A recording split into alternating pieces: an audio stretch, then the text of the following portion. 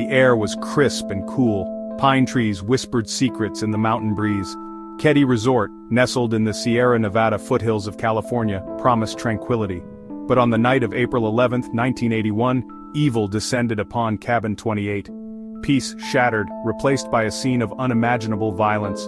The Sharp family, seeking refuge from city life, had no idea of the horror that awaited. Glenna Sue Sharp, a loving mother of 5, was there with her children. John, 15, playful and full of life. Sheila, 14, on the cusp of womanhood. Tina, just a child at 12, with a bright smile that could light up a room. Joining them were John's friend, 12-year-old Dana Wingate, and Greg, Sue's 15-year-old son from a previous relationship. The children played board games, their laughter echoing through the cabin. Sue chatted with her neighbor, unaware that darkness was closing in. Hours later, their peaceful retreat would transform into a scene of unspeakable horror.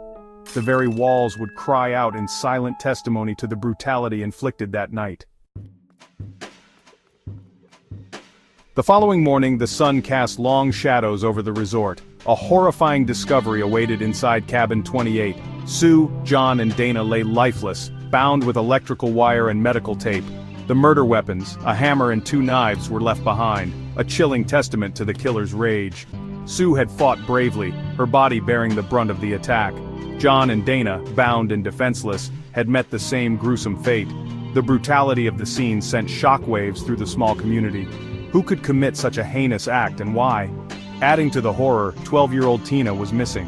Had she been spared, or was she taken by the killer? The question hung heavy in the air, a terrifying mystery that would haunt investigators for years to come. The search for Tina became intertwined with the desperate hunt for the Keddie Cabin murderer. While the exact details of that fateful night remain shrouded in mystery, investigators pieced together a chilling timeline. Sometime after 10 p.m., when Sue last spoke to her neighbor, evil entered Cabin 28. The killer, or killers, subdued Sue, John, and Dana, binding them with meticulous care. The absence of defensive wounds on John and Dana suggests they were overpowered quickly, possibly while sleeping. The sheer brutality inflicted upon Sue, however, indicates a personal vendetta, a rage that knew no bounds. Was she the intended target all along? Amidst the chaos, Tina vanished. Did she witness the murders, her abductor whisking her away to silence her, or was she targeted for a more sinister purpose? The mystery of Tina's disappearance deepened the horror of the Keddie Cabin murders, adding a chilling layer to an already incomprehensible crime. The following morning, Sheila Sharp awoke to a strange silence. The usual sounds of her family were absent. Stepping into the living room, she stumbled upon a scene that would forever scar her young mind. Her mother, brother, and Dana lay dead, their bodies a testament to the horrors that unfolded just hours earlier. Overcome with terror, Sheila fled the cabin, seeking help from a neighbor. The authorities arrived to find a scene of unimaginable brutality. The murder weapons were left behind, as if placed deliberately. A bloody footprint, too small to belong to any of the victims, hinted at the presence of an unknown assailant. The tranquility of Keddie Resort was shattered, replaced by the chilling reality of a triple homicide. Whispers of the murders spread like wildfire, leaving the community reeling in shock and disbelief. Who could commit such a horrific act, and why target the Sharp family? The search for answers had begun, but the path to justice would prove long and arduous. Section 5. A labyrinth of clues. Despite the abundance of physical evidence, the Keddie Cabin murders became a tangled web of dead ends and false leads. Fingerprints were lifted, DNA samples collected, but none matched any known offenders in the system.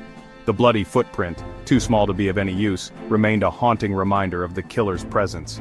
The murder weapons, a hammer and 2 knives, offered little help.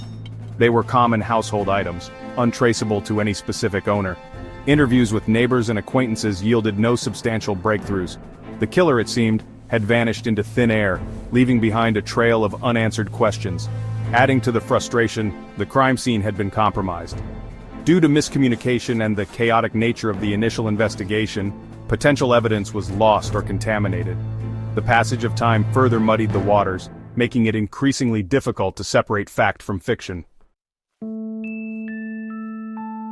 Section 6. Shadows of Suspicion. As days turned into weeks and weeks into months, the investigation into the Keddie Cabin murders stalled. The lack of concrete leads fueled speculation, casting a wide net of suspicion over the small community. Among the persons of interest, two names emerged from the shadows: Martin Smart and a man known only as Beau Boubaid. Martin Smart, a neighbor with a history of violence and mental instability, had quarreled with Sue Sharp in the days leading up to the murders. He had even made threats against the family, boasting to friends that he would take care of Sue. Adding to the suspicion, Smart vanished from Keddie shortly after the murders, his whereabouts unknown for several years. Beau Boubaid, a mysterious figure with a violent criminal record, had been hired by the resort's owner to do odd jobs. He had been seen near Cabin 28 on the night of the murders and was known to possess a hammer similar to the one used in the killings. However, no concrete evidence linked Boubaid to the crime, and he maintained his innocence until his death in 2001. Section 7. Whispers of Confession. In a chilling twist, years after the murders, a therapist came forward with a startling claim. He alleged that Smart, during a therapy session, confessed to his involvement in the Keddie Cabin murders. According to the therapist, Smart admitted to killing Sue in a fit of rage after an argument. He claimed that Boubaid had assisted him in subduing the other victims and disposing of Tina's body. However, without corroborating evidence, Smart's alleged confession remained inadmissible in court. The therapist's notes, deemed unreliable due to the passage of time and the subjective nature of therapy sessions, were insufficient to secure an arrest warrant. Smart, who had resurfaced in Oregon, denied any involvement in the murders. He died in 2000, taking his secrets, if any, to the grave. Section 8. A Glimmer in the Wilderness. 3 years after the murders, a glimmer of hope emerged from the depths of despair. A skull fragment, later identified as Tina Sharp's, was discovered approximately 100 miles from Keddie. The discovery, while heartbreaking, brought a renewed sense of urgency to the investigation. Could this be the breakthrough they had been waiting for? Despite extensive searches, the rest of Tina's remains were never found. The location of the skull fragment, a remote area frequented by hunters and hikers, offered little in the way of new clues. The mystery of Tina's final moments and the identity of her abductor remained unsolved. Section 9. A Haunting Legacy. Over 4 decades have passed since the Keddie Cabin murders, yet the case continues to captivate and confound. The brutality of the crime, the mystery surrounding Tina's disappearance, and the lack of a definitive resolution have left an indelible mark on the small mountain community. The case, though officially cold, remains open, a haunting reminder of the darkness that once descended upon Cabin 28.